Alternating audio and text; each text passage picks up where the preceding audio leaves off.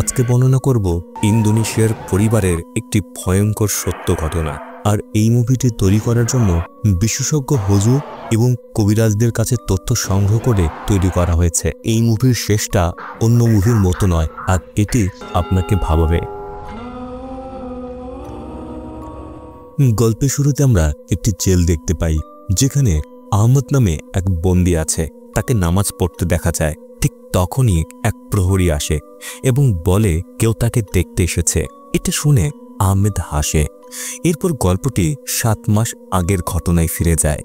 আহমেদকে দেখা যায় বাড়িতে নামাজ পড়ছে। তিনি একজন ধর্মপ্রচারক, যিনি মানুষকে আল্লাহর পথে আহ্বান করেন। তার 2 মেয়ে নীলা ও ইয়াসমিন আর স্ত্রী। পরিবারটি আর্থিকভাবে কিছুটা কষ্টে থাকলেও তারা সন্তুষ্ট এবং সকলে মিলে আনন্দের সাথে সকালের নাস্তা করে। এরপর দৃশ্য পরিবর্তিত হয়। রেনি নামের এক মেয়েকে দেখা যায় একটি ঘরে বন্দী অবস্থায়। রেনির মা আসে আর রেনি কাঁদতে কাঁদতে সাহায্য চায়। তার মা জানায় রেনির বাবা আনহা সাহায্য আনতে বাইরে গেছে। রেনি ব্যথায় চিৎকার করে বলতে থাকে সে কোনো ভুল করেনি, তাহলে কেন তাকে আটকে রাখা হয়েছে। তার মায়ের মন ভেঙে যায়, কাঁদতে শুরু করে।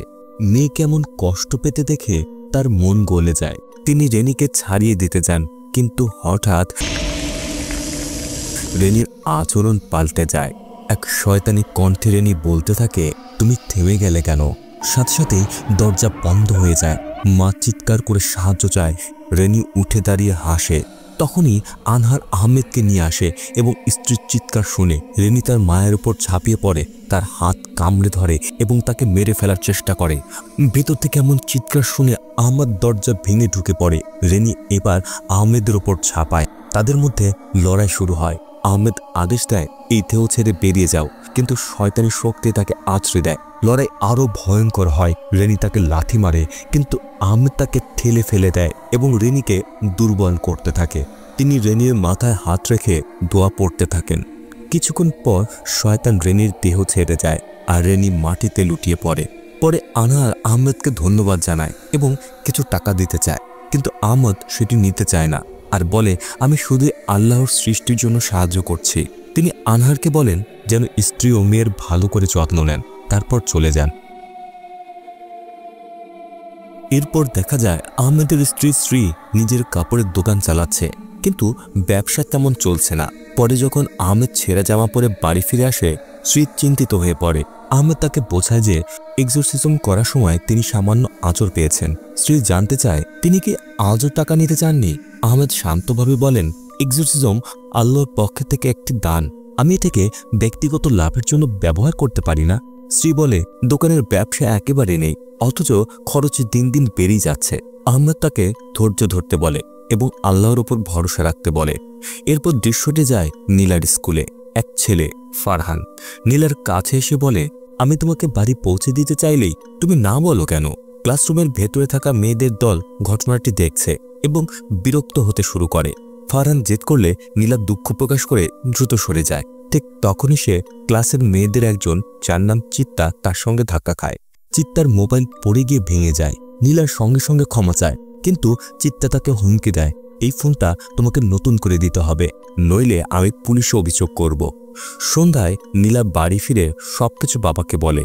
আহমেদ জানতে চায় ফোনটার দাম কত। নীলা বলে অনেক বেশি বাবা। ঠিক তখনই ছোট মেয়ে ইয়াসমিন এসে জানায় স্কুল থেকে নোটিশ পাঠিয়েছে, পরীক্ষার ফি দ্রুত না দিলে তাকে পরীক্ষায় বসতে দেওয়া হবে না। স্ত্রী এত সব খরচের চাপে মানসিকভাবে ভেঙে পড়ে, কিন্তু আহমেদ তাকে সান্ত্বনা দেয় আল্লাহ সব ঠিক করে দেবেন। সেই রাতে তারা তাদের ঘরে বসে আর্থিক সমস্যা নিয়ে আলোচনা করছিল। স্ত্রী পরামর্শ দেয় চলো একটা ঋণ নেই, কিন্তু আহমেদ স্পষ্টভাবে অস্বীকার করে। ঠিক তখনই দরজায় কড়া নাড়ার শব্দ হয়। আহমেদ দরজা খুলে দেখে আনহার এসেছে। সে জানায় তার বস তিমুরের হয়ে সাহায্য চাইতে এসেছে। আহমেদ তার সঙ্গে তিমুরের বাড়িতে যায়, কারণ তিমুরের মেয়ে রত্নাকে এক শয়তানি আত্মা ভর করেছে। গাড়ি থেকে নামতে আহমেদ ভেতর থেকে শয়তানের গর্জন শুনতে পায়। তিমুর দ্রুত তাকে ঘরে নিয়ে যায়। প্রথমে রত্নাকে কোথাও দেখা যায় না। হঠাৎ দেখা যায় সে দেয়ালে আটকে আছে। রত্না গম্ভীর কণ্ঠে বলে আমার কাজে নাক গলাবি না। হঠাৎ দরজা বন্ধ হয়ে যায় আর রত্না আহমেদের ওপর ঝাঁপিয়ে পড়ে, তাকে গলা চেপে ধরে এবং এক শয়তানি হাসি হাসতে থাকে। আহমেদ দোয়া পড়তে পড়তে রত্নাকে ঠেলে দূরে সরিয়ে দেয়। রত্না মাটিতে পড়ে গিয়ে হাড় ভাঙার শব্দ হয়। তবু সে আবার উঠে দাঁড়ায়। তার কণ্ঠে তখন শয়তানের স্বর, এই দেহ এখন আমার, এখান থেকে চলে যাও, না হলে ধ্বংস হয়ে যাবে। রত্না পৈশাসিক হাসি হাসতে হাসতে আহমেদের পিঠে চেপে বসে। আহমেদ তাকে টেনে বিছানায় ফেলে দেয়। ঠিক তখন তিম্মুর আর আনহার দৌড়ে এসে রত্নাকে ধরে ফেলে। রত্না শয়তানি কণ্ঠে আহমেদকে বলে, আমি শপথ করছি তোমাকে ধ্বংস করব, তুমি মরবে, নরকে যাবে। এরপর তিম্মুরের দিকে তাকিয়ে বলে, তোমার দেয়া প্রতিশ্রুতি আমি নিতে এসেছি। রত্না চিৎকার করতে থাকে আর আহমদ তার মাথায় হাত রেখে কোরআনের আয়াত পড়ে। রত্না যন্ত্রণায় চেঁচিয়ে ওঠে, পরে শান্ত হয়ে যায়। কিন্তু কিছুক্ষণ পর আবার উঠে দাঁড়ায়। হাসতে হাসতে বলে, আমি তোমাকেও ধ্বংস করব, তোমার পরিবারকেও। শেষবারের মতো এক বিকট হাসি দিয়ে শয়তান তার দেহ ছেড়ে চলে যায়। রত্নার বাবা মা তাকে জড়িয়ে ধরে কান্নায় ভেঙে পড়ে আর রত্না কাঁদতে কাঁদতে আহমেদের দিকে তাকায়। পরে আহমেদ তিমুরকে জিজ্ঞেস করে, ও যখন বলল তোমার দেয়া প্রতিশ্রুতি আমি নিতে এসেছি, তার মানে কি? তিমুর উত্তর দেয়, ওসব শয়তানের চালাকি, ওরা মিথ্যে কথা বলে। তবুও সে আহমেদের প্রতি গভীর কৃতজ্ঞতা প্রকাশ করে। আহমেদ বলে, আমি কেবল আল্লাহর এক দাস, আমরা বিশ্বাসী হিসেবে একে অপরকে সাহায্য করব আর শয়তানের প্রলোভন থেকে দূরে থাকব। চলে যাওয়ার সময় তিমুর অনেক টাকা অফার করে, কিন্তু আহমেদ আবারও তা নিতে অস্বীকার করে। আপনারা যারা কাজের পাশাপাশি অথবা বাড়িতে বসে আমার মতো মুভি বর্ণনা করে অতিরিক্ত টাকা আয় করতে চান, তারা দ্রুত যোগাযোগ করতে পারেন। এর জন্য আপনার একটি কম্পিউটার থাকতে হবে। কোর্স সম্পর্কে বিস্তারিত জানতে এবং আমাদের সাথে যোগাযোগের জন্য ডেসক্রিপশনে লিংক দেওয়া আছে। বাড়ি ফিরে স্ত্রী জানতে চায়, তুমি আবার টাকা নিতে অস্বীকার করলে কেন? আহমেদ শান্তভাবে বলে, যদি আমরা বিনা স্বার্থে মানুষের উপকার করি, আল্লাহ নিজেই আমাদের পথ খুলে দেবেন। স্ত্রী রেগে বলে, আল্লাহ তো পথ খুলেই দিয়েছেন, কিন্তু তুমি তা নিচ্ছ না। রাগে সে দোকানে চলে যায়। সেই রাতে স্ত্রী আহমেদকে জানায়, চিত্তার মা দোকানে এসে ফোন ভাঙার ক্ষতিপূরণ দাবি করেছে আর মাত্র 1 সপ্তাহ সময় দিয়েছে টাকা জোগাড় করার। আহমেদ বলে, আজ সন্ধ্যায় আমি বাচ্চাদের পড়িয়ে কিছু টাকা পাবো। কিন্তু স্ত্রী বলে, ওটা যথেষ্ট নয়, ইয়াসমিনের পরীক্ষার ফি দিতেই সব চলে যাবে। আহমেদ শান্তভাবে বলে, ইনশাল্লাহ আল্লাহ সব ঠিক করে দেবেন। এই কথা শুনে স্ত্রী বিরক্ত হয়ে যায় এবং বলে, সব সমস্যার সমাধান হতো যদি তুমি এক্সোরসিজমের জন্য দেওয়ার টাকা গ্রহণ করতে। এভাবে যদি চলো তাহলে সংসারের খরচ আমরা কিভাবে চালাবো? আহমেদ শান্তভাবে জবাব দেয়, আমাদের আল্লাহর উপর ভরসা রাখতে হবে। এরপর তিনি নীলা ও ইয়াসমিনকে ডাকেন একসাথে নামাজ পড়ার জন্য। দৃশ্যটি পরিবর্তিত হয়। আহমেদকে দেখা যায় একটি দলের সামনে বয়ান দিচ্ছেন। তিনি বলেন, একবার এক জিন শয়তানকে জিজ্ঞেস করল, আমরা কিভাবে ধার্মিক পরিবারগুলোর ঈমান নষ্ট করতে পারি? শয়তান উত্তর দিল, প্রথমে মাকে ধ্বংস করো। যখন সে দুর্বল ও ক্লান্ত, তখন তাকে বিভিন্ন সমস্যায় ডুবিয়ে দাও আর কৃতজ্ঞতা কেড়ে নাও, তার মানে হতাশায় ভরে দাও। তাহলে তুমি দেখবে ধার্মিক পরিবারের ঈমান ভেঙে পড়বে মায়ের দোহাই দিয়ে। এই বয়ান চলাকালীন দৃশ্য দেখা যায়, স্ত্রী তার মায়ের কাছে সাহায্যের জন্য মেসেজ লিখছিল, কিন্তু শেষ মুহূর্তে মেসেজটি সে মুছে ফেলে। ঠিক তখনই দরজায় কড়া নাড়ার শব্দ হয়। স্ত্রী দরজা খুলে দেখে সামনে দাঁড়িয়ে আছে রত্না। রত্না নিজের পরিচয় দেয়, আমি তিমুরের মেয়ে, যাকে গতকাল আপনার স্বামী বাঁচিয়েছিলেন। সে কৃতজ্ঞতা স্বরূপ বলে, আমি জানি না যদি আহমেদ সাহেব আমাকে মুক্ত না করতেন তাহলে আমার কি হতো। তারপর ব্যাগ থেকে টাকার একটা খাম বের করে স্ত্রীকে দেয় আর বলে, আমাদের পরিবারের পক্ষ থেকে কৃতজ্ঞতার ছোট্ট উপহার হিসেবে এটা গ্রহণ করুন। স্ত্রী কিছুটা দ্বিধায় পড়লেও শেষ পর্যন্ত টাকা গ্রহণ করে। রত্না চলে যাওয়ার পরে স্ত্রী স্বস্তি আর আনন্দে ভরে ওঠে, যেন বুকের ভার নেমে গেল। পরদিন সকালের নাস্তায় টেবিল ভরা নানা রকম খাবার। ইয়াসমিন আর নীলা তো খুব খুশি। আহমেদ ঘরে ঢুকে অবাক হয়ে জিজ্ঞেস করে, আজ হঠাৎ এত খাবার কিভাবে? স্ত্রী মিথ্যে বলে। তিনি বলেন, সেনুসি নামের এক লোক কাপড়ের বড় অর্ডার দিয়েছে, অগ্রিম টাকাও দিয়েছে। আহমেদ হাসে, দেখলে তো আমি ঠিকই বলেছিলাম, আল্লাহ কখনো তার বান্দাকে একা রাখেন না। তিনি আরো বলেন, চলো সেনুসিকে ফোন করে ধন্যবাদ দেই। কিন্তু স্ত্রী বাধা দিয়ে বলে, আমি ইতিমধ্যে পুরো পরিবারের পক্ষ থেকে ধন্যবাদ জানিয়েছি। এরপর সবাই হাসি মুখে একসাথে খাবার খায়। এরপরে আহমদ যখন কাজ করছিল, আনহার ভয়ে দৌড়ে এসে বলে, দ্রুত চলুন, তিমুর সাহেবের বাড়িতে বিপদ ঘটেছে। আহমেদ দ্রুত তার সঙ্গে যায়। বাড়িতে পৌঁছে দেখতে পায় এক ভয়াবহ দৃশ্য। তিমুর, তার স্ত্রী আর রত্না তিনজনই ছাদের সঙ্গে ঝুলে মৃত অবস্থায় রয়েছে। ওদিকে স্কুলে নীলা চিত্তাকে একটি নতুন ফোন দেয়, কিন্তু কৃতজ্ঞ হওয়ার বদলে চিত্তার বান্ধবীরা নীলাকে অপমান করতে শুরু করে। চিত্তা ঠাট্টা করে বলে, বুঝতে পারছি এখন ফারহান কেন তোমার পেছনে ঘোরে। তুমি তো সাধারণ একটি মেয়ে। নীলা কিছু না বলে চুপচাপ সরে যায়। বাইরে ফারহান তাকে ডাকে। ওদিকে ইয়াসমিন স্কুল থেকে বাড়ি ফিরে ক্লান্ত হয়ে বিছানায় শুয়ে পড়ে। মা শ্রী তাকে সতর্ক করে বলে, এখন ঘুমিয়ে পড়ো না, না হলে নামাজের সময় মিস হয়ে যাবে। আমি একটু কাজে যাচ্ছি। এদিকে ফারহান মোটরবাইকে নীলাকে বাড়ি পৌঁছে দিচ্ছে। পথে সে নীলাকে জিজ্ঞেস করে, তুমি কি আমার গার্লফ্রেন্ড হতে চাও? নীলা চুপ থাকে। ফারহান হাসতে হাসতে বলে, তোমার নিরাপত্তাকেই আমি হ্যাঁ ধরে নিচ্ছি। আজ রাতে তোমাকে নিতে আসবো। ওদিকে ইয়াসমিনকে দেখা যায় বিছানায় শুয়ে মোবাইল ব্যবহার করছে। হঠাৎ রত্নার আত্মা পাশে এসে ফিসফিস করে বলে, নামাজের আগে অনেক সময় আছে, ঘুমিয়ে পড়ো। ইয়াসমিন ধীরে ধীরে ঘুমিয়ে পড়ে। এই সময় এক শয়তানি কণ্ঠ তাকে ডাকতে থাকে। ইয়াসমিনের ঘুম ভেঙে যায়। এই সময় সে অনুভব করে কণ্ঠগুলো বিছানার নিচ থেকে আসছে। সে একটু এগিয়ে দেখতে পায় নিচে পড়ে আছে একটি লাশ। শব্দটা মনে হচ্ছিল সেই কাপড় দিয়ে ঢাকা লাশের ভেতর থেকে আসছে। সে মনে সাহস নিয়ে ইয়াসমিন কাপড়টা সরায়, কিন্তু নিচে কিছুই নেই। তবুও এমনটা কেন হলো, আর এই শব্দগুলো আসছে কোথা থেকে? এরপর সে আবার ওই কণ্ঠগুলো শুনতে পায়। হঠাৎ একটা অদৃশ্য শক্তি তার চুল টেনে ধরে, ঘরের এক প্রান্ত থেকে আর এক প্রান্তে টেনে নিয়ে যায়।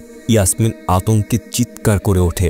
শয়তানে আত্মা ভয়ঙ্করভাবে চিৎকার করতে থাকে আর তার চুল ধরে অনবরত টেনে নিয়ে যাচ্ছিল। কিছুক্ষণের মধ্যেই সবকিছু স্তব্ধ হয়ে যায়। ইয়াসমিন কাঁপতে কাঁপতে উঠে বসে। আবার সে শয়তানটি তার উপর ঝাঁপিয়ে পড়ে, গলা চেপে ধরে প্রতিনিয়ত তাকে আঘাত করতে থাকে। এই অবস্থায় স্ত্রী ঘরে ঢুকে দেখে ইয়াসমিন নিজের ঘুমের মধ্যে নিজেকে গলা টিপে ধরেছে। সে দৌড়ে এসে মেয়েকে জড়িয়ে ধরে শান্ত করে তোলে। পরে স্ত্রী আহমেদকে পুরো ঘটনাটা জানায়। আহমেদ তখন আরো ভয়ঙ্কর সত্য জানায়, তিমুর, তার স্ত্রী আর রত্না তিনজনই 2 দিন আগে মারা গেছে। আজ বিকেলেই তাদের দাফন সম্পূর্ণ হলো। এই কথা শুনে স্ত্রীর পায়ের নিচের মাটি যেন সরে যায়। যদি রত্না তখনই মৃত ছিল, তাহলে গতরাতে যে মেয়ে এসে টাকা দিয়েছিল সে কে? কিন্তু স্বামীকে কিছুই বলতে পারে না, কেননা সে ইতিমধ্যেই মিথ্যে কথা বলেছিল। সেই সন্ধ্যায় নীলা তার ঘরে বসে ফারহানের অপেক্ষা করছে। হঠাৎ জানালায় কড়া শব্দ হয়, হয়তো ফারহান এসেছে। ঠিক তখনই ঘরের ভেতর থেকে এক ভয়ানক কণ্ঠ নীলার নাম ধরে ডাকে। তখনই তার চোখ অস্বাভাবিকভাবে সাদা হয়ে যায়। শয়তান ফিসফিস করে বলে, তোমার সৌন্দর্য তাকে বিলিয়ে দাও। অভিভূত অবস্থায় নীলা মুচকি হাসে। জানালা খুলে ফারহানের দিকে তাকায়। ফারহান তাকে জানালা দিয়ে বেরিয়ে যেতে সাহায্য করে। সে জানালা বন্ধ করতেই ঘরের ভেতরে দেখা যায় সেই শয়তানটিকে। পরদিন সকালে ইয়াসমিন দরজার বাইরে দাঁড়িয়ে নীলাকে ডেকে বলতে থাকে, তাড়াতাড়ি করো, নাহলে স্কুলে দেরি হবে। কিন্তু ঘরের ভেতরে নীলা এখনো শয়তানের প্রভাবে চুপচাপ হাসছে, তার হাতে এক জোড়া কাঁচি। এর পরের দৃশ্য দেখা যায় স্কুলের করিডোরে আত্মবিশ্বাসে ভরা নীলা হেঁটে আসছে। তার পরনে ছোট স্কার্ট, মাথায় কোনো হিজাব নেই। সবাই অবাক হয়ে তাকিয়ে থাকে। সে ফারহানের সামনে গিয়ে বলে, গতরাতটা দারুণ কেটেছে, তাই না? শিক্ষকরাও হতবাক হয়ে তাকিয়ে থাকে। ক্লাসে ঢুকে নীলা চিত্তার মুখোমুখি হয়। অহংকার করে বলে, আমি তোমার চেয়ে অনেক সুন্দর। ফারহান এখন আমার বয়ফ্রেন্ড, তাই আমার সাথে লাগতে যেও না। চিত্তা অপমানজনক কিছু বলতেই নীলার রাগে তাকে চড় মারে। তারপর অদ্ভুতভাবে নিজের সিটে গিয়ে বসে। রাতে নীলাকে দেখা যায় স্কুল থেকে পাঠানো সাসপেনশন লেটার হাতে নিয়ে হতবাক হয়ে বসে আছে। আর সে বলতে থাকে, আমি তো এমন কিছুই করিনি, আর আমার স্কার্ট হঠাৎ এত ছোট হয়ে গেল কিভাবে? ঠিক তখনই আবার সে শয়তানের কণ্ঠ শোনা যায়, যে বলছিল, তোমার বোনকে জাগাও। এ সময় আলো নিভে যায় আর নীলাকে দেখা যায় ভয়ঙ্করভাবে হাসছে। জিভটা দাঁতের ওপর বুলিয়ে দেয়, যেন কোনো বিকৃত আনন্দে মেতে আছে। সেই ইয়াসমিনের কাছে যায়, কোমল কণ্ঠে বলে, চলো একসাথে নামাজ পড়ি। দুজন পাশাপাশি বসে দোয়া পড়তে থাকে। হঠাৎ নীলা ইয়াসমিনের সামনে সোজা মুখোমুখি বসে পড়ে। তার চোখ আবার সাদা হয়ে যায়। ইয়াসমিন ভয়ে চোখ বন্ধ করে দোয়া পড়তে থাকে। নীলা হঠাৎ ইয়াসমিনের আঙুল চেপে ধরে, মুহূর্তে আঙুল মুচড়ে দেয়। ইয়াসমিন যন্ত্রণায় চিৎকার করে ওঠে। শব্দ শুনে স্ত্রী আর আহমেদ দৌড়ে ঘরে ঢোকে। ইয়াসমিন কাঁদতে কাঁদতে বলে, নীলা আমাকে আঘাত করেছে। কিন্তু নীলা শান্ত স্বরে বলে, আমি তো শুধু নামাজ পড়ছিলাম। পরে আহমেদ বলেন, আমি ঘরে কোনো অস্বাভাবিক কিছু অনুভব করছি না। ইয়াসমিন কাঁদতে কাঁদতে জবাব দেয়, আমি সত্যি বলছি বাবা, ওর মধ্যে কিছু একটা আছে। আহমেদ উত্তর দিলেন, আমি জানি, কিন্তু যদি ঘরে কোনো জিন বা শয়তান থাকতো আমি অবশ্যই টের পেতাম। এরপর তিনি ইয়াসমিনকে জিজ্ঞেস করেন, যদি আমি তোমার আত্মিক দৃষ্টি খুলে দেই তাহলে তুমি কি সরাসরি বলতে পারবে শয়তানটি কোথায় আছে? ইয়াসমিন রাজি হয়। আহমেদ দোয়া পড়ে তার মাথায় হাত রাখেন এবং তার আত্মিক দৃষ্টি খুলে দেন। ইয়াসমিন চারপাশে তাকিয়ে হঠাৎ চিৎকার করে ওঠে, কেননা সে দেখতে পেল নীলা বসে আছে ভয়ঙ্কর শয়তানি রূপে। ইয়াসমিন কাঁপতে কাঁপতে নীলার দিকে আঙুল তুলে দেখালো। আহমেদ দ্রুত দোয়া পড়ে তার দৃষ্টি বন্ধ করে দেন আর বিস্ময়ে বলেন, ও তোমার বোন, এটা অসম্ভব। কিন্তু ইয়াসমিন জোর দিয়ে বলে, আপনি নিজেই তো আমার আত্মিক চোখ খুলেছিলেন বাবা, আমি যা দেখেছি সত্যি, শয়তান ওর ভেতরেই আছে। এই কথা শুনে আহমেদ দ্বিধায় পড়ে যান। তার মনটা কেমন যেন অস্থির হয়ে ওঠে। এভাবেই কয়েক মাস কেটে যায়। একদিন নীলা বুঝতে পারল তার মেনস্ট্রুয়েশন বন্ধ হয়ে গেছে আর অনুভব করছে সে গর্ভবতী। এরই মধ্যে একদিন নীলা ঘর থেকে বেরিয়ে আসে, মুখটা বিবর্ণ, শরীর দুর্বল। আহমেদ জিজ্ঞেস করেন, তুমি ঠিক আছো? নীলা কোনো উত্তর না দিয়ে তাড়াতাড়ি ঘরে ফিরে যায়। ঠিক তখন ইয়াসমিন আসে। আহমেদ তাকে বলেন, আমি দেখছি তুমি আজকাল নামাজ খুব কম পড়ো। ইয়াসমিন কাপা কণ্ঠে বলে, আমি ভয় পাই, নামাজ পড়লে আবার সে শয়তান আমাকে আক্রমণ করবে। আহমেদ শান্তভাবে বোঝান, যদি তুমি নামাজ পড়ো আল্লাহ তোমাকে রক্ষা করবেন। ইয়াসমিন চলে যাওয়ার পর আহমেদ তার স্ত্রীকে বলেন, তুমি মেয়েদের নামাজের দিকে একটু খেয়াল রাখো। স্ত্রী রাগে বলে ওঠে, তুমি কেন আমাকে বকছো? ওরা এখন বড় হয়েছে, নিজের দায়িত্ব নিজেরাই জানে। যদি নামাজ না পড়ে পাপ তাদের, আমার নয়। আহমেদ প্রতিবাদ করে বলেন, তবুও আমরা বাবা মা, মনে করিয়ে দেওয়াটাই আমাদের দায়িত্ব। ঠিক তখনই এক ব্যক্তি ছুটে এসে আহমেদকে সাহায্যের জন্য ডাকলো। আহমেদ তার সঙ্গে গেলেন এবং দেখলেন এক মেয়েকে শয়তান ভর করেছে। শয়তান আহমেদকে ব্যঙ্গ করে বলে, কি হলো আহমেদ, তোমার দোয়া কি আর আজ কাজ করছে না? এরপর হেসে তাকে দূরে ছুড়ে ফেলে আর শয়তান চিৎকার করে বলে, এখন থেকে তুমি আর আমাকে বিরক্ত করতে পারবে না। তোমার দোয়া এখন কাফেরদের দোয়ার মতোই নিষ্ফল। এ কথা শুনে আহমেদ ভেতরে ভেতরে ভেঙে পড়ে, মাথা নিচু করে গভীর চিন্তায় ডুবে যায়। কিছুক্ষণ পর আরেকজন মানুষ আহমেদের কাছে এসে খাবার এগিয়ে দেয়। সে বলে, হুজুর নিশ্চিন্তে খান, এটা হালাল রোজগারের টাকা দিয়ে কেনা খাবার। আহমেদ খাবার গ্রহণ করে বলে, হালাল উপার্জনের খাবার খাওয়া নিজেই এক বরকত। তখন লোকটি প্রশ্ন করে, কিন্তু কেউ যদি হারাম উপার্জনের টাকায় কেনা খাবার খায় তাহলে কি হয়? আহমেদ ব্যাখ্যা করে, আল্লাহ যখন কিছু হারাম ঘোষণা করেন এর পেছনে অবশ্যই কোনো কারণ থাকে। যদি কেউ হারাম টাকায় কেনা খাবার খায় সেটা শরীরে মাংস হয়ে জমে না, বরং দোজখের আগুনে পরিণত হয়, আর তখন তার দোয়াও কবুল হয় না।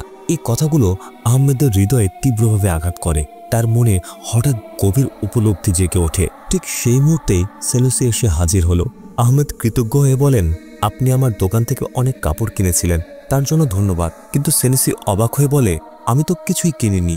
এই বলে সে চলে যায়। আহমেদের মনে সন্দেহ জাগে। তিনি দ্রুত বাড়ি ফিরে আসেন এবং স্ত্রীকে জিজ্ঞেস করেন, এই টাকাগুলো কোথা থেকে এলো?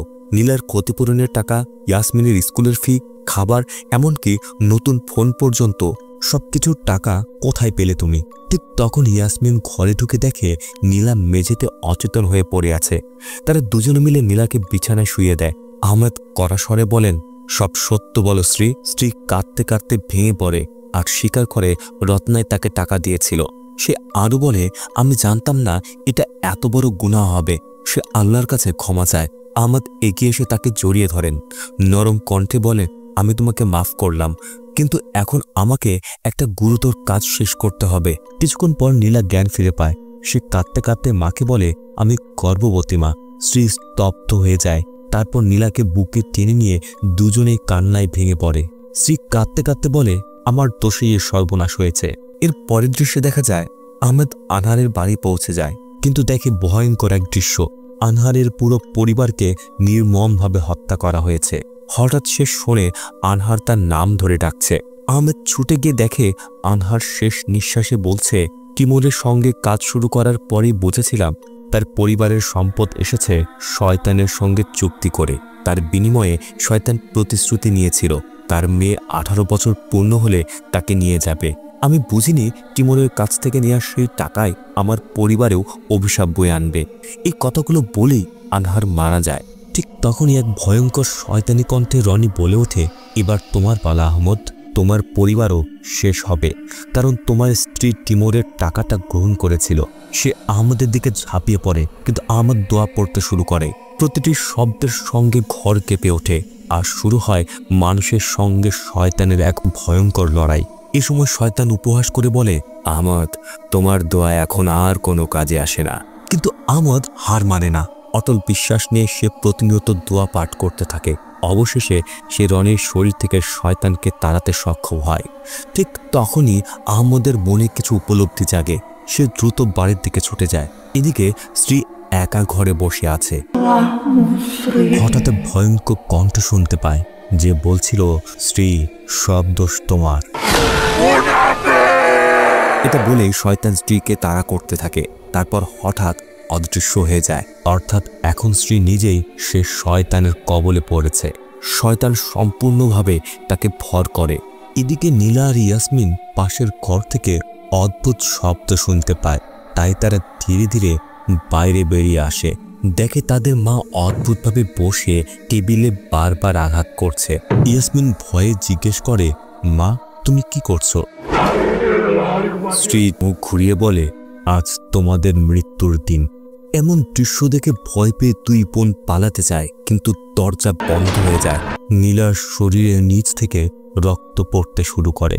স্ত্রী অদ্ভুতভাবে তাদের দিকে তাকিয়েছিল।